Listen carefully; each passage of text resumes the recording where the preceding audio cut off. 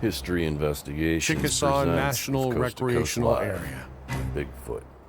These 12 million acres of Oklahoma's Arbuckle Wilderness are home to diverse species like white-tailed deer, bison, flying squirrel, and allegedly one creature not currently accepted by mainstream science. Oklahomans have called it many names. The Green Hill Monster, Big Ed, the Chicken Man. Today, they call it Bigfoot. In the early 2000s, we started to see numerous reports in the Oklahoma newspapers of visitors in and around the park encountering some sort of large, hairy, bipedal primate. In 1996, a young man is driving across the Rock Creek Bridge in Chickasaw when he spots a large figure sitting in a creek. When his headlights hit it, he sees that it is covered in dark, shiny fur. In 2000, a man, his wife, and 3 sons, they owned 120 acres up there in the mountains, and they reported seeing many Bigfoot over the years. In 2006, such stories of Bigfoot sightings lured firefighter Randy Harrington to Chickasaw with the intention of finding one. I was pretty convinced that there's something out there. I wanted to see it with my own eyes. Everything that I had heard up to that point came from my friend. His wife was a sheriff's dispatcher, and he was telling me about all these reports that would come in through the dispatch. One of the big ones was, he said there were some people that left their campsite to go see a movie in an adjoining town, and they came back late at night, and a hairy figure went running out of their campsite. Randy's plan is to return to that exact campsite and recreate the conditions that supposedly lured the Bigfoot out of hiding. So I set up a tent, set up a table. I even threw some food and stuff on the table. Taped up blankets on my truck because I was just going to give it the appearance of being empty.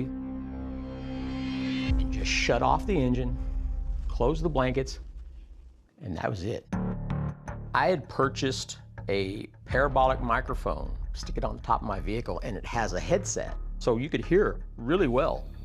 It's well after dark at this point, maybe 11 o'clock, and there's a certain cadence to the nighttime sounds, and you get used to it. The wind rustling through the trees, the bubbling of a creek. The night has its own melody. As night falls over Chickasaw, Randy waits, alone in the darkness. So I'm just sitting there listening, and then everything went quiet. And then I hear footsteps. But it's February, it's the off season, there's not even a camp host there, there's nobody camping, it's cold. Then at some point, I hear a ding, more footsteps, and then I hear another ding, and I'm like, okay, it's moving, and it's hitting a metal lantern post at each campsite. But at some point, the footsteps stop. I can hear it moving and stopping. Moving and stopping.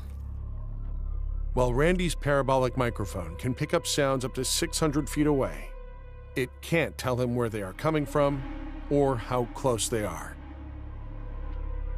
My heart started racing. I'm like, it's going from tree to tree. It has to be close. That's when they started doing some vocals. I had one of those old cassette micro recorders. And so I'm recording about every 6 seconds. These loud calls were happening, and they were getting louder each time. In 3 minutes, he did 17 of these vocals. And after the last call, that's when I see my first shadowy movement. I really don't want anything to see my blankets move, but I was opening them just enough so I could look. I could see right into my mirror looking down the side of my truck to a chunk of woods right behind my truck. Something put its hands on the side of the tree, and it went, and then back behind the tree. And that's the moment they came out. I saw 2 scary gorilla-looking things. There was 2 different sized ones. The big one, he was leaned over, just the mannerisms of the way it was moving, running with a stooped over hands swinging, just a foot off the ground. That's the moment in my head, not human.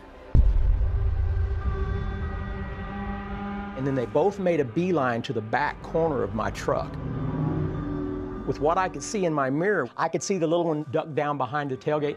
The big one got to the back corner of the truck. He stood up, just as straight backboned as you and I would. That's when I saw his stature. I had ladder racks on the back of my truck, and from the ground to the top of the ladder racks was 7 foot. So he was this much taller than my ladder racks. He was big, he was huge.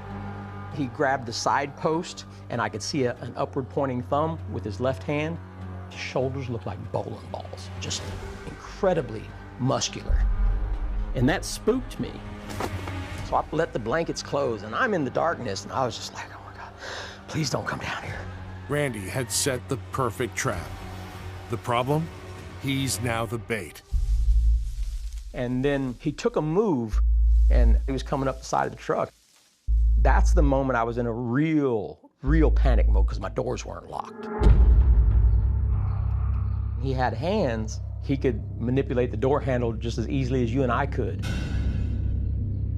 I was not gonna hit that lock button because when you hit the button to lock all 4 doors at the same time, it's a cha-chunk. I did not want him to know I was in the truck.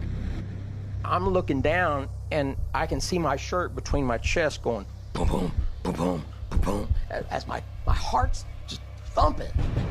And I thought he would feel the pulsing of my heart just by touching the metal of the truck. So I pulled my back off the seat. I'm sitting there behind my A-post, and I just didn't want him to know I was in there at all. I knew if I started the truck up, they would know I was in there, and I'm certain that it would have ended. He could have ripped the doors off my truck if he wanted to.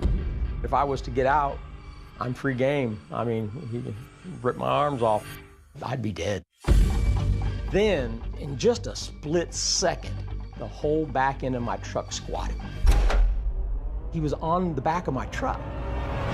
At this moment, I knew he was 1,000 pounds because of how much the truck squatted. My biggest fear was he's gonna climb on the cab of my truck and then collapse it. But then I hear him shuffling stuff around in the back of my truck. I had 2 little green propane tanks at the back corner.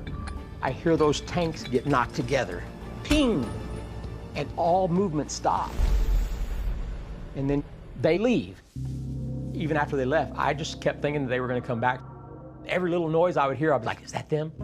I sat there till daylight, and the moment sunlight started filtering through the trees, I felt safe enough to open the door. The next day, Randy discovers what he believes to be the creature's footprint near the creek leading to his campsite. That night, that was the moment. I no longer have the luxury of saying, this may not be real.